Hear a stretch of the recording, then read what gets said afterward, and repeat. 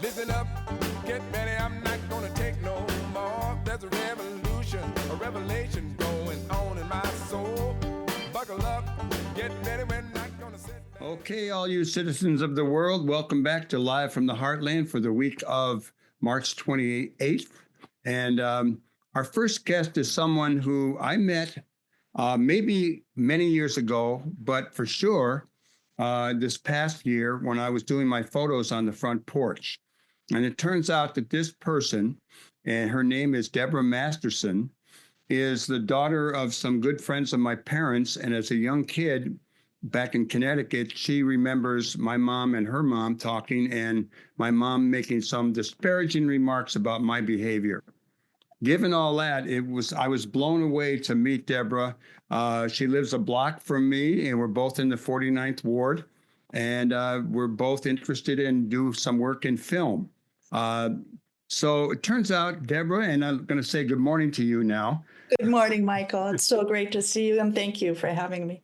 Well, it's good to have you on. It turns out that you are a filmmaker, and you have a new film out called Above and Beyond. It's about a fellow named Bill Perkins, Jr., who was killed in Vietnam. And I'm going to read just a little paragraph and let you do a little talking. On October 12th, 1967, combat photographer Corporal William T. Perkins, Jr. made the ultimate sacrifice when he hurled himself on an enemy hand grenade to save the lives of his fellow Marines. 30 years later, his friend Craig Ingram set out on a journey to discover what happened that day in Vietnam. Perkins is the only combat photographer in our nation's history to receive the Medal of Honor. So this is a short film. You're going to be showing it soon. You'll tell us about that. And I really enjoyed watching it. There was a lot of footage of Vietnam. I assume most of that was taken by Bill Perkins. Correct. Yes. And it, it brought back the horrors of that war and a lot of the reasons that motivated so many of us to bring it to an end. Mostly, it ended because the Vietnamese people made it stop by their, return fire, so to speak, against the U.S. So, Debora, tell us a little bit about the film, how it came to be. Sure. Well, actually, the film was produced in 2008. And and we tried really hard, Craig Ingram and I. Craig was the director, and he's love of my life. He's passed away now, unfortunately. We tried like crazy in 2008 to get it distributed, and we made a little traction. It actually was on our local Los Angeles KCET PBS station and up in Oregon. But other than that, we really didn't get distribution. And fast forward, here we are, January 2025, and it gets distribution through PBS and is now streaming on Apple TV Plus and Amazon Prime. And we just picked up a educational streaming service called Alexander Street Press. What an amazing thing. I only wish Craig was here to be able to, celebrate with me. But I know he's here in spirit. So, the film, Bill Perkins was one of Craig's best friends in high school. And we knew each other, all of us back then. I met Craig when I was 15, fell in love with him. He was a rock and roll crazy star. I mean, just so talented. And I idolized him, actually. And we went together for 7 years. And then we broke up. And through the craziness of, sex, drugs, rock and roll, the Vietnam War, everything just, we lost track of each other. And I went on to marry and have some kids. And, I had no idea where he was. And it turns out 30 years later, we ran into each other. I was looking for a guitar teacher for my youngest son, and his name came up. And it turns out we were living for 10 years, 4 miles from each other, and never saw each other, which was crazy. Anyway, one of the first things he said when we got back together again was, I want to make a documentary about Bill. And I was actually a talent agent in Los Angeles at the time, representing crew. So I was in a situation to be able to help him, but I dissuaded him. I told him, I said, it's so hard to make a film. It's so expensive. It's a crapshoot. I tried to dissuade him, but he insisted. He paid with his own money. He was the executive producer, and he was also the director. And honestly, it was his vision. He did a fantastic job. I only wish I could have made more films with him. So yeah, the story of, Bill Perkins, Bill, we interviewed the survivors of the film. So what happened was, in this horrible battle in the high-lying forest of Vietnam, they were overrun 3-1 by the North Vietnamese army, and they were throwing hand grenades down on top of them. And Bill crawled forward and covered himself over this hand grenade, and he saved the lives of at least 3 Marines around him. And, for that reason, he received the Medal of Honor. And he's the only combat photographer in our nation's history to receive the Medal of Honor. And so we interviewed the guys. He persuaded me to help him out, and I got a crew together, a young crew. We were guerrilla filmmakers. We had no idea really what we were doing. And the survivors of Company C from the battle invited us to Washington, D.C. for their annual reunion. And we spent 3 days with them shooting interviews, shooting at the Vietnam War, shooting his camera, was all shot up with shrapnel at the museum. And it changed my life. And I think it changed the lives of everyone that worked on the film. Debora, let me jump in here and ask you, when he receives the Medal of Honor in absentia, did I correct in hearing that it was Dennis Franz who talks at that point in the movie? Yes, Dennis Franz. We got Dennis Franz, who was also a veteran, and he did it for free. And he offered to read the citation, the Medal of Honor citation. So he's at the beginning, and then he finishes the citation at the end. So we broke. Well, he's a Chicago guy, and he worked in this movie I ever worked in, which is Andy Davis's Stony Island. Really? So it's a small world. You and I both lived in Connecticut. Our families knew each other. You moved in a block away from me. I'm selling my photos a block from the old Heartland Cafe on my porch, and you show up. And it turns out, anyhow, this is pretty neat. I know, really, really kismet, right? Just serendipitous. Yeah. So Craig was one of the guys there when it happened, or it was just he knew about it happening. Okay. Yes, no, he did not go into he did not go into the war. He got his draft notice, and he thought he would go in because he was in football shape. He'd been playing football. And out of a fluke accident, they measured his height too short. It was a mistake. And they said he was overweight. And they sent him upstairs to the nurse's station.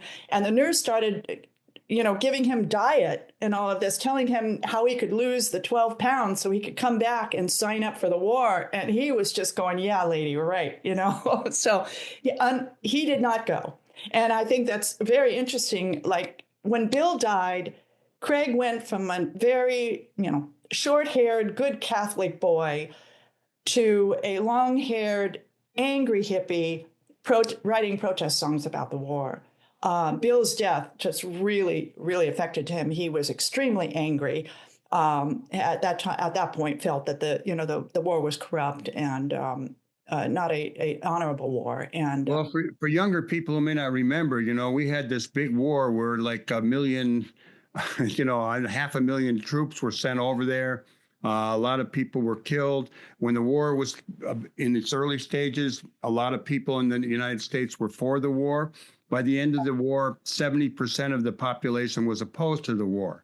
Mm-hmm. Now, we forgot about that a few years later when we started dealing with Iraq. Iraq, I know. Everybody then was rooting for that. But do you remember that period in time in the Vietnam War? Or you're younger than I am, but you... Oh, yeah. Yeah. I was just starting college when Kent State massacre happened. So that really hit me hard because I was just getting ready to go in as a freshman, and I'm watching on TV these students being mowed down by the National Guard. And I'm like, what? you know. So yeah. Now you also wanted me to share a little bit about my, what's going on now with the film. And like I said, it is streaming, but we are having our first kind of premiere screening in person. I'm very excited, in Andersonville at the Chicago Filmmakers on April 11th at 7 p.m. And Friday night. Friday night. Yeah. I'm so excited to be at Chicago Filmmakers. It's such a great location. They're in an old firehouse.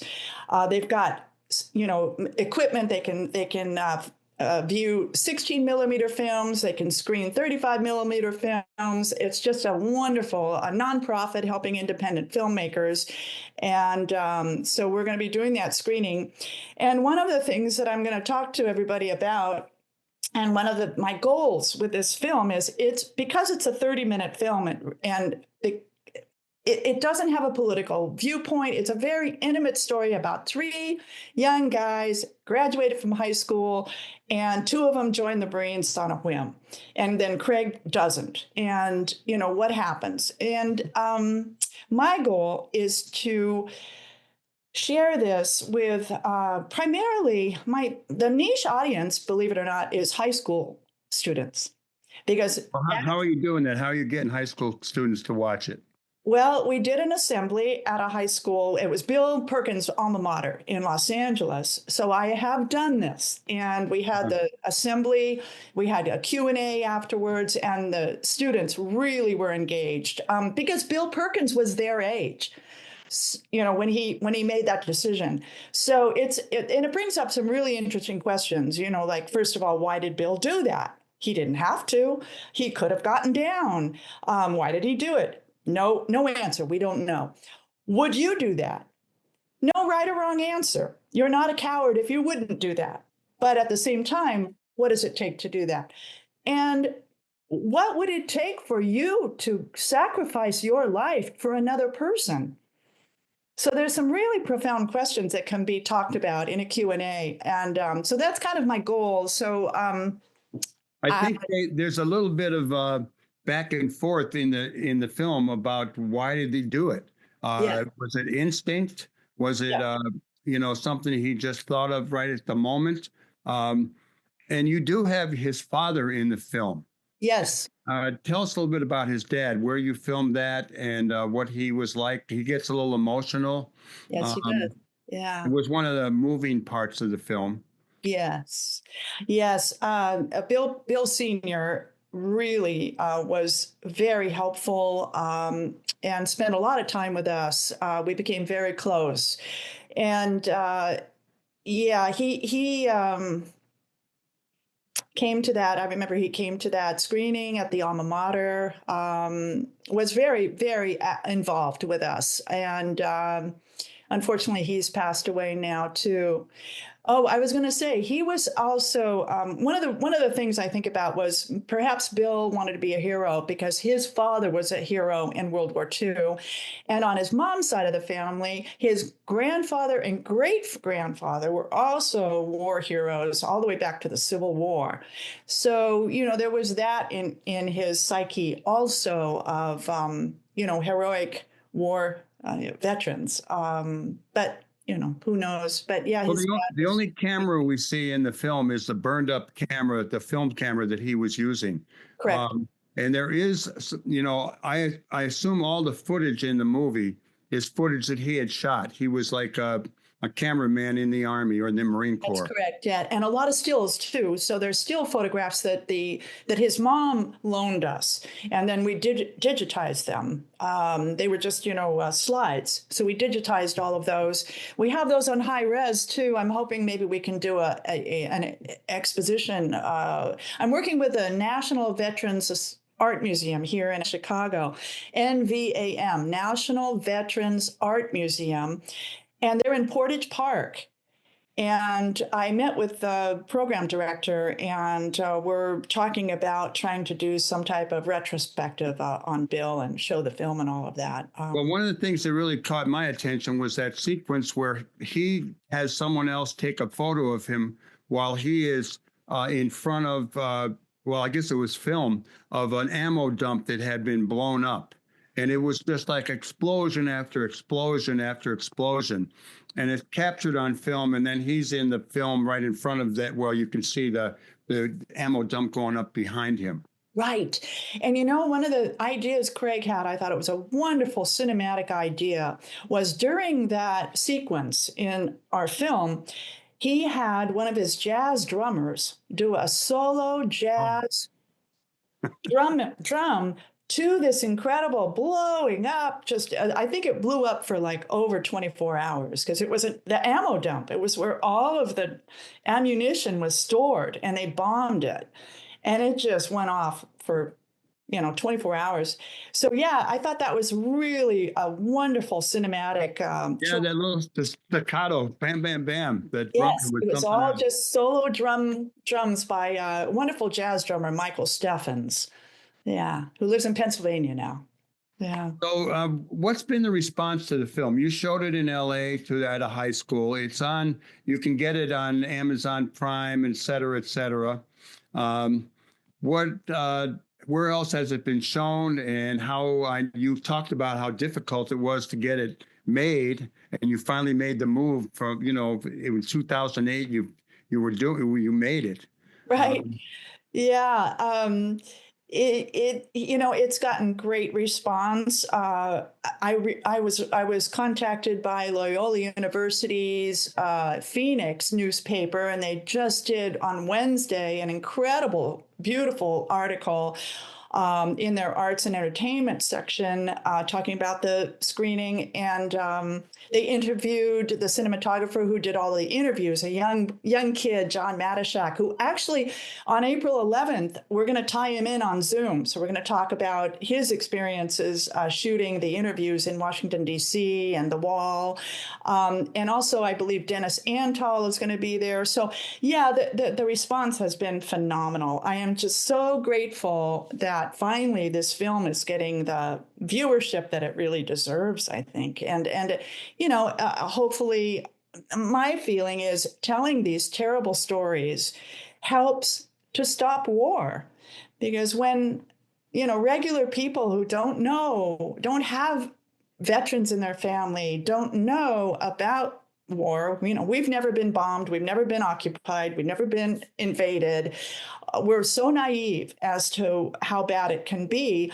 I'm just hoping that these types of stories can help people understand that war is not the answer. We're too connected now. We have to figure it out. I agree with you on that, although we're facing some really serious challenges about how we move forward without war.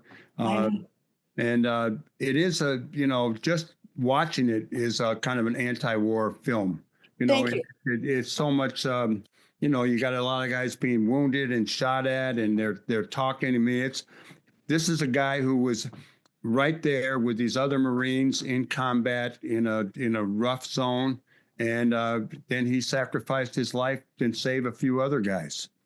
And I wanted to say one more thing. When I met with Moki Tantoko, she's the program director at the National Veterans Art Museum in Portage Park. She said something that I really realized happens quite often. I'll tell people, it's a Vietnam War documentary, and they turn off.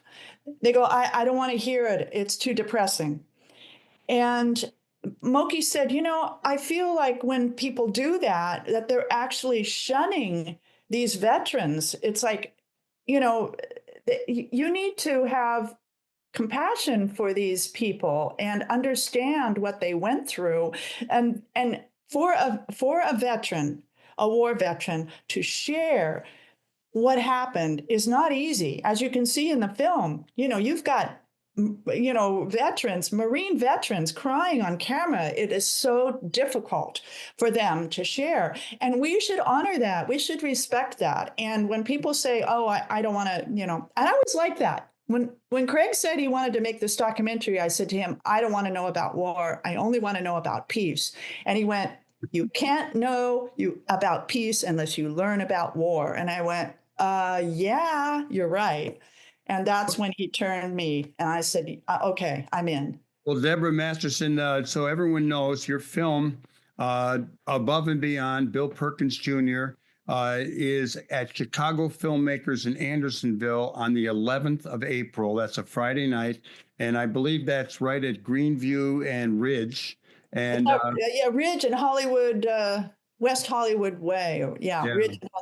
Yeah. You have a few other things going. What are you? We got about a minute left. You want to tell us what you got in the works? Thank you so much. Yeah, I wrote a book about Craig and myself, which the elevator pitches. It's the rock and roll version of The Notebook, which if anybody's seen The Notebook, it's, you know, the love story about two young kids. They fall in love and then they lose track of each other during World War II. And then they get back together again at the end and the wife gets sick. So and honestly, I did not set out to write the version of The Notebook, but Craig and I met when I was very young. I was 15, and we went together for 7 years, broke up, lost track of each other, and got back together again, made the documentary. So anyway, the book is now getting a lot of interest. It's called Freedom Quest, and it's, Craig was a crazy rock and roller, and yeah, it's a crazy book. It's really fun. So when you get that book published, we'll have you back on, and I'll look forward to seeing you here in the neighborhood. I'll be opening my little front porch gallery as soon as the weather gets warm on Sundays. And, finally, yeah, I can't wait to get my bigger version of the Heartland Cafe. I'll have to print it. Yeah. Okay.